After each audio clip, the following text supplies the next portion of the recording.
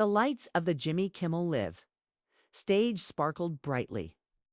The crowd laughed, clapped, and waited for the next guest. When Tom Hardy walked on stage, dressed in a sharp black suit and flashing a polite smile, everyone expected a fun, charming interview. He was there to promote his new political thriller film, and everything seemed normal at first. Jimmy Kimmel welcomed him warmly, joked about the film, and asked a few light questions. Tom played along, his voice calm, his smile controlled. But behind his eyes, something else was brewing. Then Jimmy brought up the real-life case that inspired the movie Levitt v. State Committee. The audience quieted slightly. This was a serious topic. Carolyn Levitt, a former media strategist turned whistleblower, had filed a case that could shake the justice system. The case accused powerful judges, including the infamous Judge Franklin Roberts, of deep corruption. Jimmy's tone was still casual. "So, Tom, you did a lot of research for this role. Did you actually meet Carolyn Levitt?" Tom Hardy didn't answer right away. He looked out at the audience, then back at Jimmy. "I did," he said softly. "And what I learned changed everything." There was a pause. Jimmy smiled, trying to keep it light. "Sounds like something out of a movie, right?" Tom leaned forward, eyes intense. "No, it's worse, and it's real." The audience shifted uncomfortably. Jimmy blinked, caught off guard. Okay, what do you mean?" Tom's voice dropped lower, but it grew stronger. "Mean that Judge Franklin Roberts isn't just a bad guy in a script. It's a real man who has moved money through hidden offshore accounts, who's silenced witnesses, who's been protected by an entire machine that's afraid of people like Carolyn Levitt." A hush fell across the studio. Jimmy tried to interrupt. "Wait, Tom, this wasn't part of," but Tom kept going. "You want the truth? Caroline had a whistleblower, a man named Julian Rains. Brilliant, brave. He gave her everything she needed, and then he turned up dead." The audience gasped. "I know what happened to him," Tom said. "And it wasn't suicide." Jimmy's face changed. He looked off camera, signaling the producers. We need to take a quick break." But Tom wasn't finished. "Don't cut this. People need to hear it. The same group that went after Rains is watching Caroline now, and anyone who talks is a target." The sound dropped. The broadcast cut to commercial early. Screens across the country went black. Social media exploded within minutes. Tom Hardy exposes secret plot live on TV, trended within the hour. Clip, though, quickly pulled from official pages, spread like wildfire. Cell phone footage from the audience showed the entire moment, shaky but clear. News channels scrambled. Analysts debated whether it was a publicity stunt or a real accusation. Kimmel's producers released a short statement calling the moment unexpected and unscripted. But people weren't talking about the movie anymore. They were asking real questions. Who was Julian Rains? What did he give to Caroline Levitt? And why did Tom Hardy know so much? By midnight, Caroline Levitt's office released a short tweet. "We didn't plan this, but he's telling the truth." That single sentence hit harder than anything else. The next day, Judge Franklin Roberts gave a brief interview denying everything. He called the claims theatrical nonsense and accused Hardy of smearing public servants for attention. But behind closed doors, his legal team went into emergency meetings. At the same time, Caroline received an anonymous email. Number. Sender? No subject. Just a message. He was warned. You'll be next. Attached was a single image. A grainy photo. A man, Julian Rains, sitting in a diner. A red circle around his head. The timestamp read 1 hour before his death. Caroline stared at it in silence. And she knew whatever was coming next. It had already begun. The streets outside Caroline Levitt's townhouse were quiet that morning, but inside her world was already spinning. The email with Julian's photos stayed open on her screen. The image burned into her eyes. She hadn't seen his face in almost a year. Not since the night he died. Caroline had always known Julian hadn't taken his own life. He was scared, yes, but not broken. He was preparing to testify. He had emailed her just days before, writing, "They know I have it all, but I made copies. If anything happens, check the Metro locker. I'm trusting you." Then he went silent. When the police ruled it a suicide, no one asked more questions. Not the state, not the press. Only Carolyn kept digging, and now, somehow, Tom Hardy had joined that fight too. She didn't know how he'd gotten involved, but she knew his words on Kimmel had ripped open the case like a cracked dam. Leak had begun. Now it was a race to either release the flood or be drowned by it. Her phone rang. A private number. She answered carefully. "This is Levitt," a familiar voice, low, shaken. "They're coming after him, Carolyn. Hardy, he touched something too real." 'Twas Eva Duran, an investigative reporter, Carolyn, once trusted during her time in Washington. "I saw the metadata on that interview clip," Eva continued. "Someone tried wiping it from every U.S. news archive within an hour. Not YouTube takedowns. I'm talking NSA-level scrub. I haven't seen a blackout move that fast since the Kabul prison leaks." Caroline paced her kitchen. "Then they know we're close." "Close to what?" "The red drive. Julian's backup." She exhaled sharply. "He left it in D.C. Metro's South Station locker. I have the key, but I've never dared open it." There was silence on the line. Then Eva said, "We open it tonight." Hours later, under flickering station lights, Carolyn and Eva walked past rows of steel lockers. Caroline's hand trembled slightly as she slid the small brass key into locker number 221. It clicked. Inside was a single black flash drive taped beneath a folded note. On the paper, written in Julian's tight handwriting, "They think I'm dead. But if you're reading this, tell them I never stopped fighting." Caroline swallowed hard and pocketed the drive. They didn't speak until they were safely inside Ava's secure apartment across town. Laptops shielded, phones powered down. When Eva inserted the flash drive, a file directory popped open.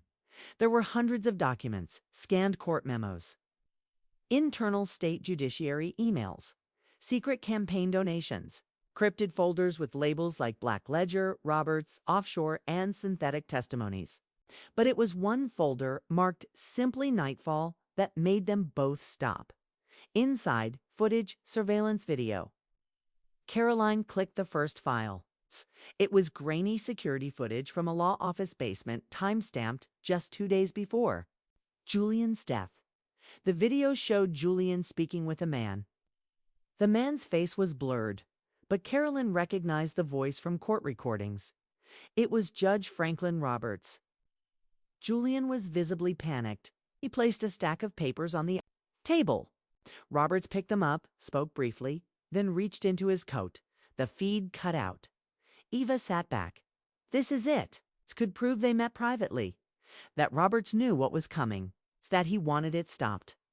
Carolyn nodded slowly. That maybe he had him killed. Before they could open more, Ava's system flashed red.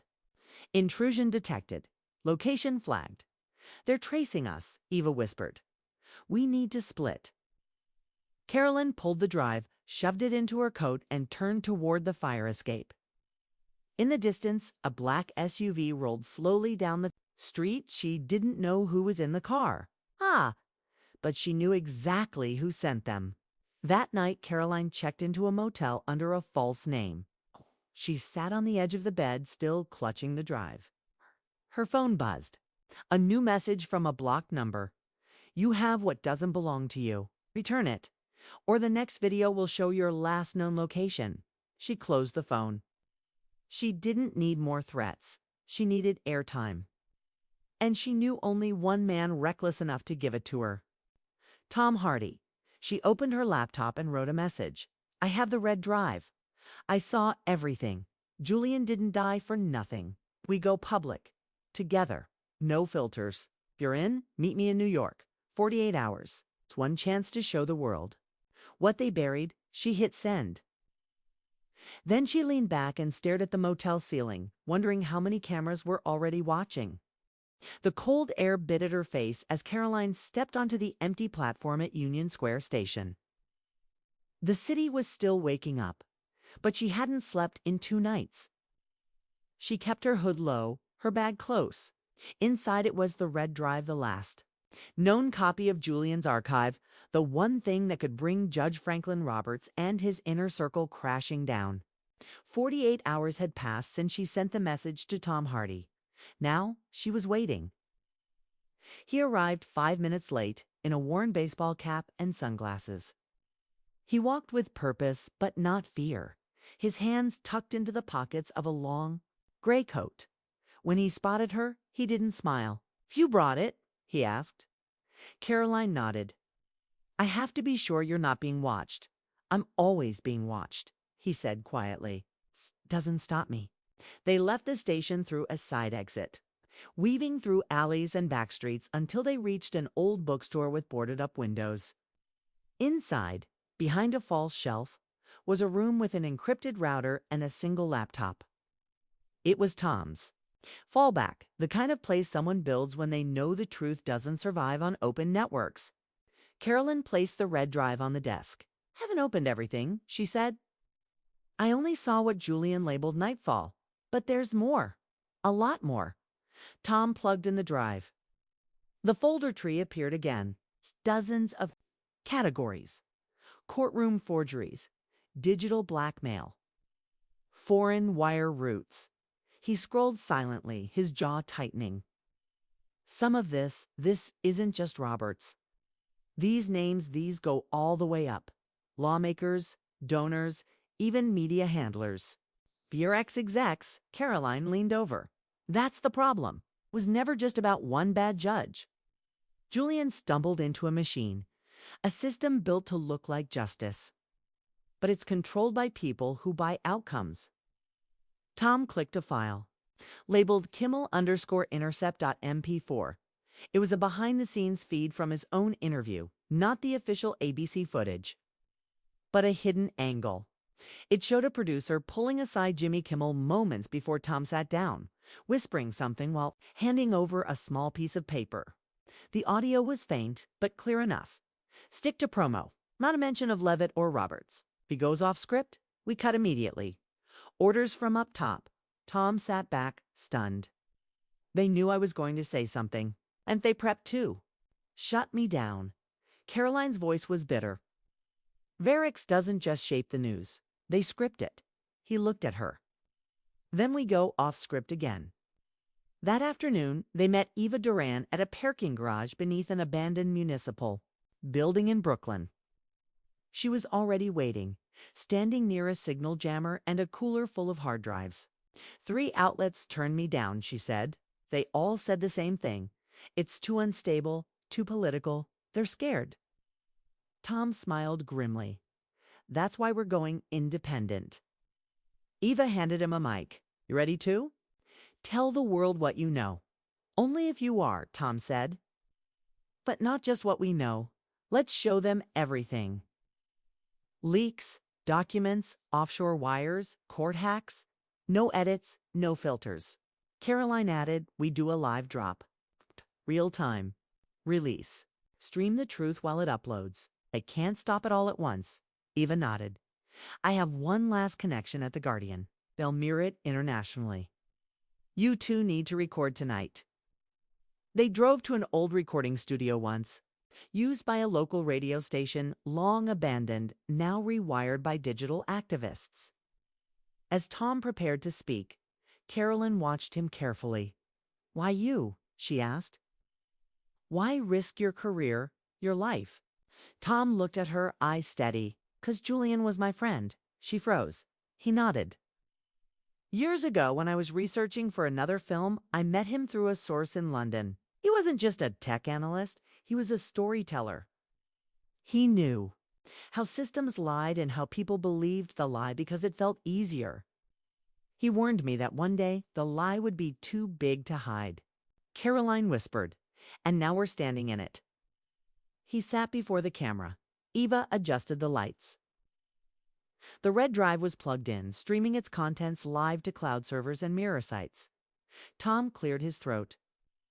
My name is Tom Hardy. You may know me as an actor. But today, I'm not here to play a role. I'm here to tell you what your leaders, your courts, and your media have hidden from you. As he spoke, the footage began streaming. Real documents flashed behind him. Real bank transfers, real bribes, real surveillance. The truth was no longer behind a curtain. Caroline's phone buzzed. A private message from a blocked number. We warned you. You've made your choice. Attached was a live screenshot, a sniper scope focused on the studio door. She grabbed Tom and dropped behind the console just as a bullet shattered the front glass. Eva screamed. Alarms rang. But the stream kept going. And the world kept watching. The police arrived 9 minutes after the shot. It's too late, of course. By then, Tom, Carolyn, and Eva had already slipped out through the back alley behind the studio, disappearing into the cold Brooklyn night. They didn't speak for several blocks, just ran, fast, silent, focused. When they finally stopped near an underpass, all three of them were breathing hard. Eva clutched a portable drive against her chest. It was the emergency backup set, too. Upload everything from the red drive if the mainstream was ever cut. Tell me the stream held, Caroline said, voice sharp. Eva nodded, panting. It did. The Guardian mirrored it. Al Jazeera picked it up 20 minutes ago. And some kid in Iceland already translated the court memos. Spreading. Tom wiped sweat from his brow. Then they missed their shot, but he knew better. That bullet wasn't meant to silence. It was meant to warn. They ducked into an underground parking structure where Ava's friend waited in a battered sedan. They climbed in, still checking their surroundings. The driver handed Eva a new phone and a fresh set of clothes. Where are we going? Caroline asked. Ava glanced at Tom. We need to disappear for a bit. Let the fire spread before they try to bury it. Tom shook his head. No, we don't run. Not yet. We need to hit the center. What center? Wash in, he said. If we want this to matter, we take the truth straight to the source. The courtroom where this all started. Caroline hesitated. You're talking about going to Robert's court? He's presiding over another trial in 2 days. Public access, federal security, press will be there. Tom's eyes hardened. We walk in. We walk right past him. And we hold up the truth. Eva stared. That's suicide. Only if we go in blind, Caroline said quietly. But what if we have backup? She pulled out a name from the edge of memory someone Julian once mentioned. A former military tech contractor turned political analyst, Malik Kavanaugh. He used to run digital surveillance for Senate intelligence, till he disappeared 5 years ago after exposing a spying program on civilian judges. He's underground. Now, she said. But if we find him, he can give us access to Robert's private network. Tom raised an eyebrow. What kind of access? The kind that lets us show the entire courtroom what he's been hiding. They found Malik 2 days later, hiding in an old freight yard outside Baltimore. He'd grown a long beard, war-worn tactical gear, and spoke like a man who'd spent too many years being hunted. You brought heat to my door, he said. Not kindly. Caroline stepped forward. We brought you something better. When he saw the red drive, his eyes widened. He didn't speak for several seconds. I watched Julian die on a secure line, Malik finally said. They erased every feed within 60 seconds. I couldn't stop it. Couldn't even speak his name for 5 years. And now this. He loaded the data, studied it, and grunted. Softly, I can get you in, but you'll need to be fast. The courthouse's system has a 10-minute window before it locks down to internal networks. You'll get 1 shot to inject a feed into the main courtroom display. Caroline nodded. We only need 1. Malik laid out the plan. They'd enter the court disguised as documentary crew.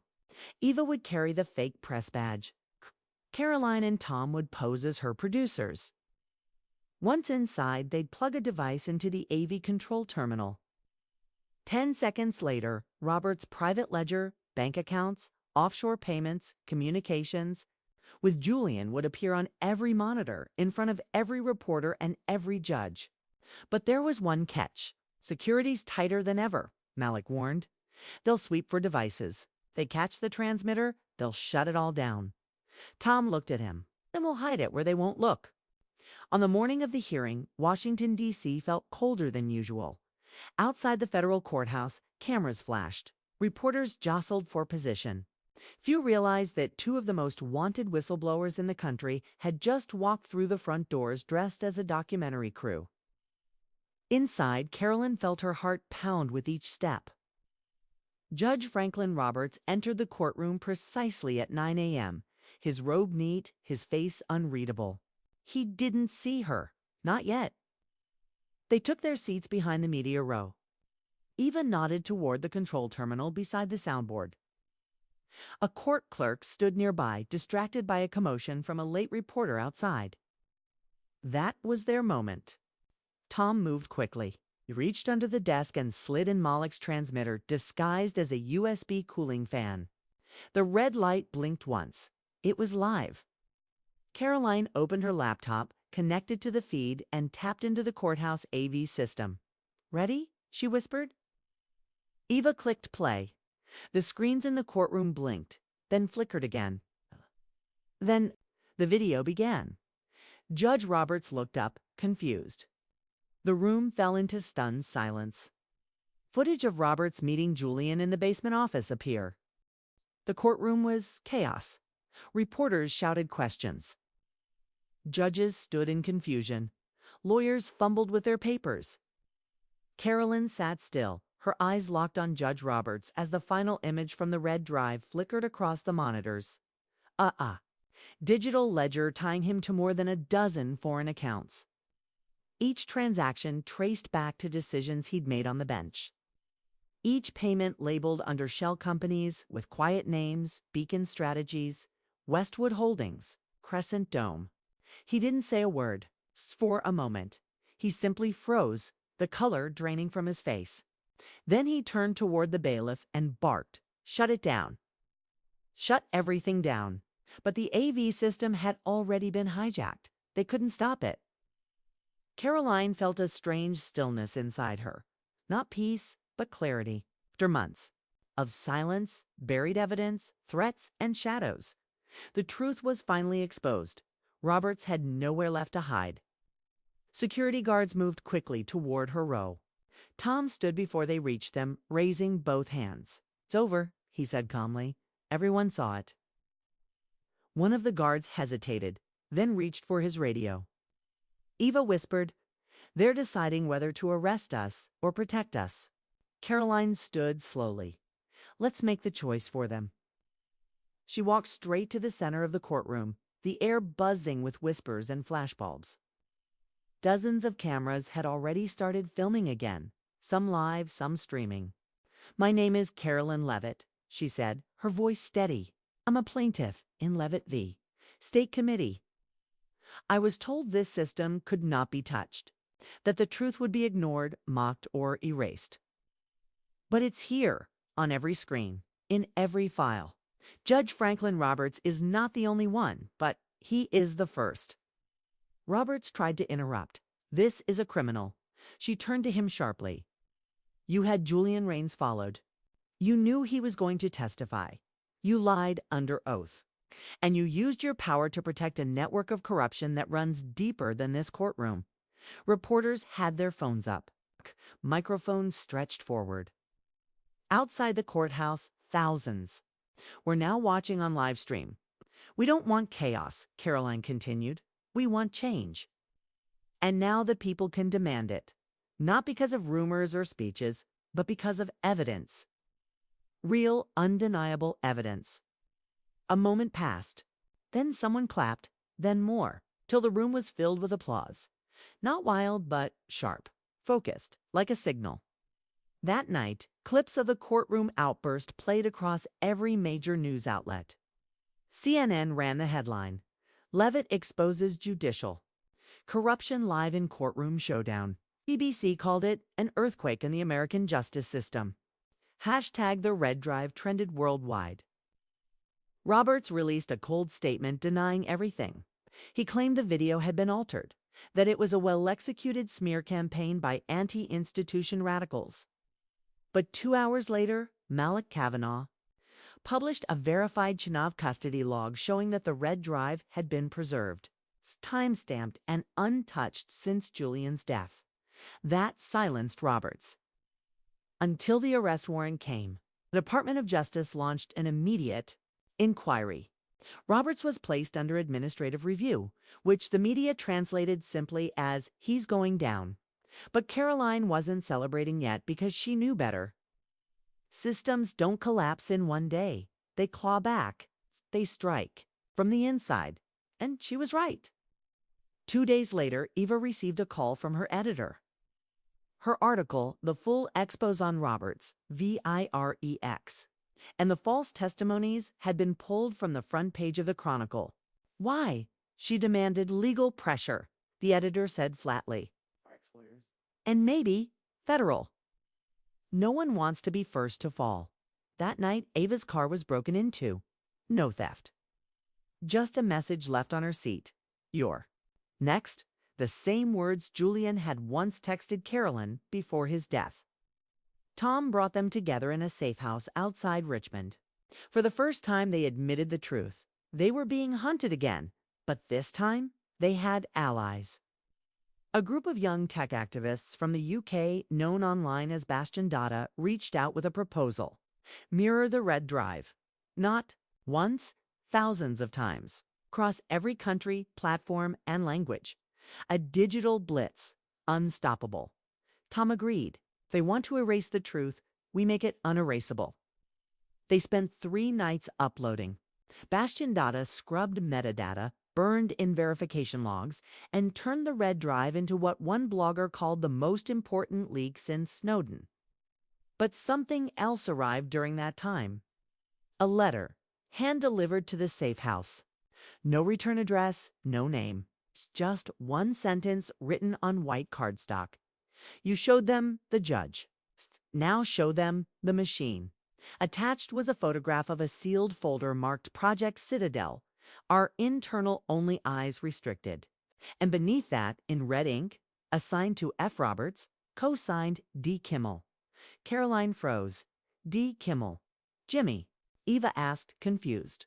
Tom took the photo, jaw tight. No, it's not him. Carolyn nodded. Daniel Kimmel, his cousin, former state prosecutor, now head of internal vetting at the Department of Justice. Another piece of the puzzle. Another layer of the machine. They weren't at the end. It just scratched the surface. Rain poured over the windshield as their car cut through the dark Virginia highway. Headlights barely piercing the fog. Inside, the atmosphere was tense. Silent, focused. The photo of the Project Citadel folder sat on the dashboard. Laminated by water stains and marked with something far more dangerous than red ink. A path forward. Caroline stared at it, fingers drumming nervously. Project Citadel. Doe classified. Roberts and Daniel Kimmel both attached. That's not coincidence. Eva, behind the wheel, glanced at the rear view. The name itself sounds like a defense operation. Tom leaned forward from the back seat. What if it is? Not military, but judicial, a defense shield for them, for the corrupt What if Citadel is the firewall that protects their entire network? They pulled off the highway and into the gravel lot of a shuttered federal training center. Malik was already waiting. Inside what used to be a security classroom, now turned into a war room. Whiteboards filled with scribbles, surveillance images, names connected by string and magnets, some crossed out, some circled twice.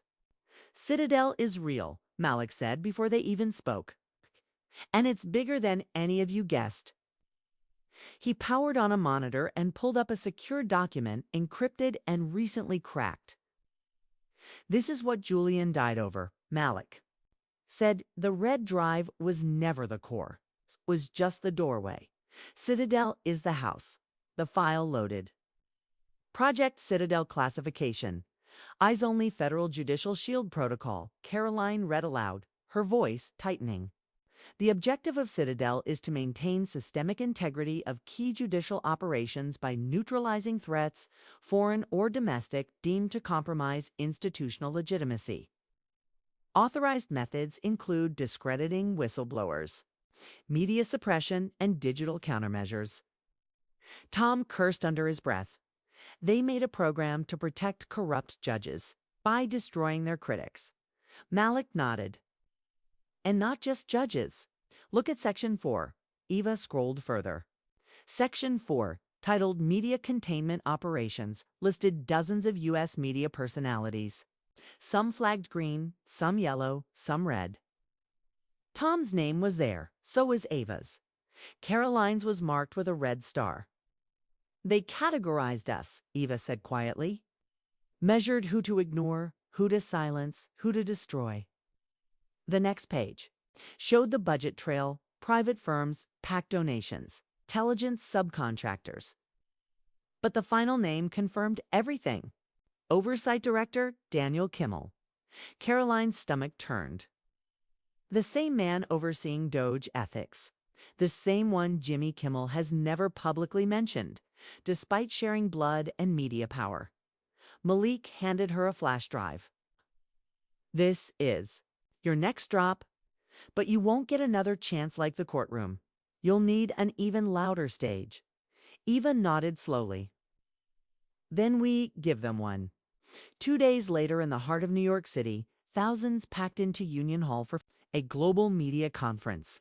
What was once an annual tech symposium had transformed into a firestorm of activism since the red drive went public. Every camera was present. CNN, BBC, El País, Al Jazeera. Even reluctant anchors from Fox and MSNBC. The announcement of a surprise. Keynote speaker drew a mix of suspicion and excitement. Then the lights dimmed, and Tom Hardy walked on stage. He didn't bring applause this time. He brought silence. "This isn't about me," he began. "This is about what happens when the law becomes a tool for the powerful instead of the people." Then he played a clip. Daniel Kimmel, behind a desk, speaking in a private DOJ meeting. Unaware the mic was hot. "Our job isn't to chase every ghost in the system.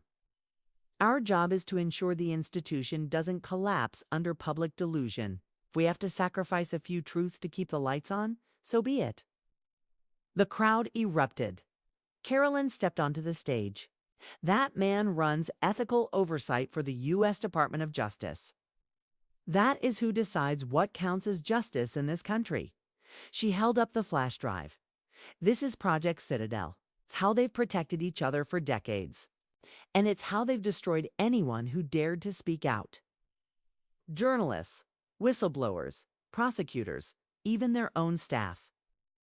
Gasps rippled through the audience as footage played of Julian Raines, now confirmed in DOJ files as a rogue. Asset neutralized. Tom took the mic again. "We don't bring this forward because we hate America. We do it because we love it enough to want better." By the time they left the stage, the crowd was on its feet, not cheering, but demanding. The city pulsed beneath her window like a living thing, full of lights, noise, power. But Caroline Levitt couldn't hear any of it. She stood motionless in her hotel room, reading the second message over and over again. "You should have left Jimmy alone, not Daniel Kimmel." Jimmy Tom's words came back to her like a whisper. They scripted the truth. She had always believed Jimmy Kimmel was just another late-night host, snarky, detached, a cog in the culture machine. But now she knew better. Eva burst into the room without knocking. They hit Malik. Carolyn turned sharply. "What?" He was off-grid near Delaware. His safe house was breached, drone flyover, static interference, military grade. Sweep. He got out, but he's blacked out communications. No pings, no backups. He left one message on a secure channel before pulling the plug. She held up her phone. He showed a final transmission, a video snippet. Malik stood in front of a shattered terminal, his voice ragged. "It's not just Citadel. There's another layer. Controlled not by DOJ, but private influence. Blackstone, Virex, and Kimmel. Not Daniel. Jimmy, he's not who you think. The screen went black. Caroline felt her breath leave her body. He was the distraction, the decoy in plain sight. While everyone was laughing at his jokes, he was building a media firewall. Eva nodded. He kept the Overton window exactly where they needed it, allowed just enough dissent to make the system look open, but silenced anything that hit too close. Caroline looked out the window. He's not a comedian. He's a handler. Hours later, they met Tom at a private underground studio in the Bronx, one not even listed on Moloch's maps. It belonged to a retired NSA technician who owed Malik a favor and knew how to disappear data faster than anyone in the country. We hit them head on, Tom said. Kimmel's the last thread, the most protected. But if we can connect him, 2 Citadel's operations, direct comms, signed authorizations, offshore handling, we rip down the last curtain. Eva was already scanning a new batch of metadata recovered from the red drive fragments. We've got something. A cluster of shared IPs between Citadel files and a server labeled Ziblu 14. It's hosted in Switzerland behind Virex's European shell, but with 2 access points. She turned her screen. One terminal was DOJ, the other was routed. From Kimmel Live's production office in LA, Tom's expression darkened. He was directly feeding or filtering content based on Citadel's parameters. Caroline whispered. He knew every interview in advance. Every script, every leak. That's how he knew when I was coming. Why Julian was silenced? He wasn't a pawn. He was their PR general. Tom nodded. Then we take the war to his battlefield. 2 days later, Carolyn Levitt walked into Jimmy Kimmel Live under a fake booking. The network didn't know who she was. Not officially, they thought they were interviewing a policy writer and media reform advocate with a viral following.